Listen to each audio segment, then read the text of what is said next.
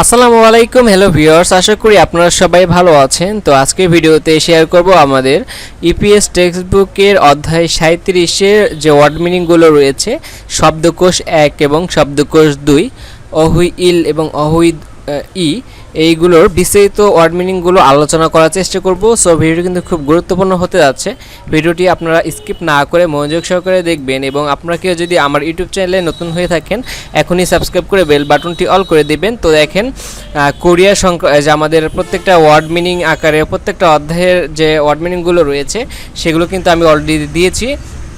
তো পূর্বেও কিন্তু আমার ভিডিও রয়েছে, দেখেন এই যে আপনাদের 33, 32, হ্যাঁ এই যে 32, 33, 34, 35, 36 ভিডিওগুলো আছে, চাইলে এগুলো দেখতে পারেন। আজকে মূলত 37 অধ্যায় আলোচনা করার চেষ্টা করব। তো চলুন বেশ কথা না বলে মূল আলোচনায় ফিরে যাই।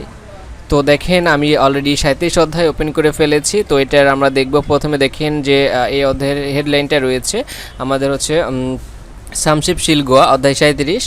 তো এই অধ্যায়ের যে হেডলাইনটা রয়েছে আমাদের দেখেন সুরিপ মনুল, প্রবেশ দরজা কোক মানে অবশ্যই, হ্যাঁ প্রবেশ দরজা অবশ্যই আমাদের হলো থাদুপসিদা মানে প্রবেশ দরজা অবশ্যই বন্ধ করবেন। আবার বলতেছি সুরিপ মনুল মানে প্রবেশ দরজা, এখানে সুরিপ মানে প্রবেশ, মনুল মানে দরজা। সো সুরিপ মনুল প্রবেশ দরজা, কোক মানে অবশ্যই থাদুপসিদা মানে বন্ধ করবেন, প্রবেশ দরজা অবশ্যই বন্ধ করবেন, এটা হচ্ছে হেডলাইন।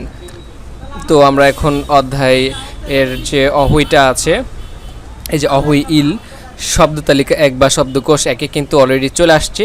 তো এখানে আমরা দেখব খিসুকসা, হ্যাঁ খিসুকসা মানে ডরমিটরি বা আমাদের হচ্ছে স্টাফ কোয়ার্টার যেটা বলি, খিসুকসা ডরমিটরি বা স্টাফ কোয়ার্টার সম্পর্কে আমরা জানবো, যেটা আমরা আবাসিক হল বলি, যেখানে আমরা স্টুডেন্টরা থাকি আর কি, সেটা মূলত বোঝায় এটা দ্বারা।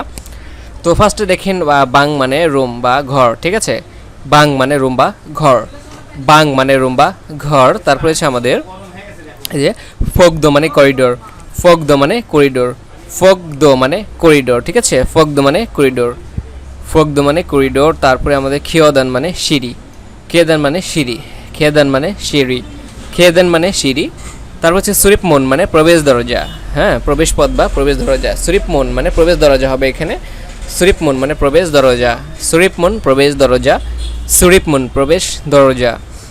এবং আমরা দেখি তারপরে যেটা রয়েছে আমাদের এই যে শ্বেতাকশিল মানে লন্ড্রি, হ্যাঁ লন্ড্রি রুম, শ্বেতাকশিল লন্ড্রি রুম, শ্বেতাকশিল লন্ড্রি রুম, শ্বেতাকশিল লন্ড্রি রুম, শ্বেতাকশিল লন্ড্রি রুম, ঠিক আছে।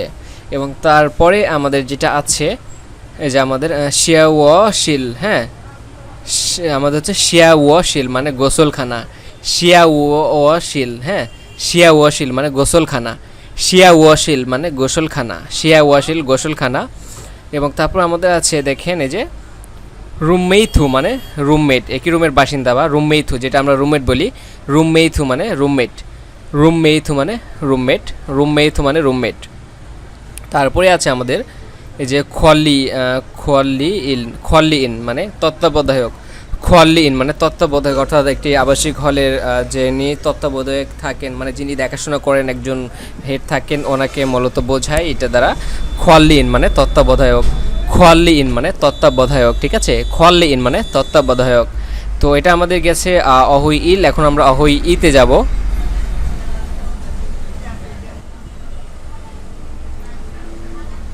তো দেখেন আমরা অহুই ই অর্থাৎ শব্দকোষ 2-এ চলে আসছি। এখানে আমাদের দেখেন ন্যাং নান বাঙ্গি মানে শীতাতপ নিয়ন্ত্রিত ব্যবস্থা, ন্যাং নান বাঙ্গি আর কি শীতাতপ ব্যবস্থা বা শীতাতপ নিয়ন্ত্রিত ঘর, হ্যাঁ ন্যাং নান বাঙ্গি শীতাতপ নিয়ন্ত্রণ ঘর সম্পর্কে আমরা জানবো। তো দেখেন ফার্স্টে আমাদের যেটা আছে ন্যাং বাং মানে শীতলীকরণ, হ্যাঁ বা ঠান্ডা, ন্যাং বাং বা ঠান্ডা রুম বলা যেতে পারে, ন্যাং মানে ঠান্ডা, বাং মানে রুম, সো ন্যাং বাং মানে ঠান্ডা রুম, ন্যাং বাং মানে ঠান্ডা রুম, ন্যাং বাং মানে ঠান্ডা রুম। এবং তারপরেরটা হচ্ছে এওখন মানে এয়ার কন্ডিশনার বা শীতাতপ নিয়ন্ত্রিত যন্ত্র, এওখন মানে এয়ার কন্ডিশনার বা এসি বা শীতাতপ নিয়ন্ত্রিত যন্ত্র, এওখন মানে শীতাতপ নিয়ন্ত্রিত যন্ত্র বা এয়ার কন্ডিশনার।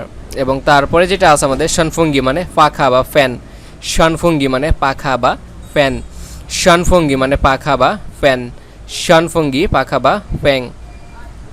তারপরে আছে আমাদের নানবাং মানে এটা হচ্ছে গরম আর কি, নানবাং, হ্যাঁ নানবাং মানে গরম রুম বলা চলে, নানবাং মানে গরম রুম। নানবাং মানে গরম রুম, আর উপরেটা দেখেন ন্যাংবাং মানে ঠান্ডা রুম। সো দুটো অনেকটা সিমিলার। নানবাং মানে গরম রুম বা তাপযুক্ত রুম, যেইভাবে বুঝলেই হলো। নানবাং মানে আপনাদের গরম রুম। তারপর এটা হচ্ছে আমাদের জনগি নালরো মানে বৈদ্যুতিক হিটার। জনগি নালরো বৈদ্যুতিক হিটার। জনগি মানে বৈদ্যুতিক, নালরো মানে হিটার। সো জনগি নালরো বৈদ্যুতিক হিটার। জনগি নালরো বৈদ্যুতিক হিটার। জনগি নালরো বৈদ্যুতিক হিটার। জনগি নালরো বৈদ্যুতিক হিটার। এবং তারপরে জনগি জাংফান। হ্যাঁ, জনগি জাংফান মানে বৈদ্যুতিক কম্বল বা প্যাড, বৈদ্যুতিক বিছানা হতে পারে। জনগি জাংফান বৈদ্যুতিক বিছানা বা বৈদ্যুতিক কম্বল। জনগি জাংফান বৈদ্যুতিক কম্বল বা বৈদ্যুতিক প্যাড। তারপরে আমাদের যেটা আছে যে আমাদের সুইসিরুল খিয়দা মানে সুইচ চালু করা। সুইসিরুল খিয়দা সুইচ চালু করা। সুইসিরুল খিয়দা সুইচ চালু করা। সুইসিরুল খিয়দা সুইচ চালু করা। সুইসিরুল খিয়দা সুইচ চালু করা। সুইসিরুল খিয়দা সুইচ চালু করা। সুইসিরুল মানে সুইচ, খিয়দা মানে চালু করা। সো সুইসিরুল খিয়দা মানে সুইচ চালু করা। সুইসিরুল খিয়দা সুইচ চালু করা। তারপরে সুইসিরুল কোদা মানে সুইচ বন্ধ করা। সুইসিরুল কোদা সুইচ বন্ধ করা। সুইসিরুল কোদা সুইচ বন্ধ করা। সুইসিরুল কোদা সুইচ বন্ধ করা। সুইসিরুল কোদা সুইচ বন্ধ করা। তারপরে ফুল্ল গরুল কোদ্দা। ঠিক আছে, ফুল্ল গরুল কোদ্দা মানে বৈদ্যুতিক প্লাগ লাগানো। ফুল্ল গরুল কোদ্দা বৈদ্যুতিক প্লাগ লাগানো। ফুল্ল গরুল কোদ্দা মানে প্লাগ লাগানো বা বৈদ্যুতিক প্লাগ লাগানো। তারপর হচ্ছে ফুল্ল গরুল কোদ্দা। ফুল্ল গরুল কোদ্দা। ফুল্ল গরুল কোদ্দা। ফুল্ল গরুল কোদ্দা বৈদ্যুতিক প্লাগ লাগানো। ফুল্ল গরুল পোবদা মানে প্লাগ খুলে ফেলা। কোদ্দা মানে লাগানো, পোবদা মানে খুলে ফেলা। সো ফুল্ল গরুল মানে প্লাগ, কোদ্দা মানে লাগানো, আর ফুল্ল গরুল পোবদা মানে বৈদ্যুতিক প্লাগ খুলে ফেলা। ফুল্ল গরুল পোবদা বৈদ্যুতিক প্লাগ খুলে ফেলা।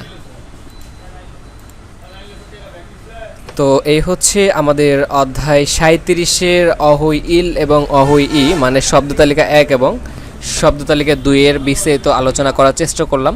তো আপনারা যদি এটা কানে হেডফোন দিয়ে বারবার শুনেন, আশা করি আপনারা খুব সহজেই মুখস্থ হয়ে যাবে।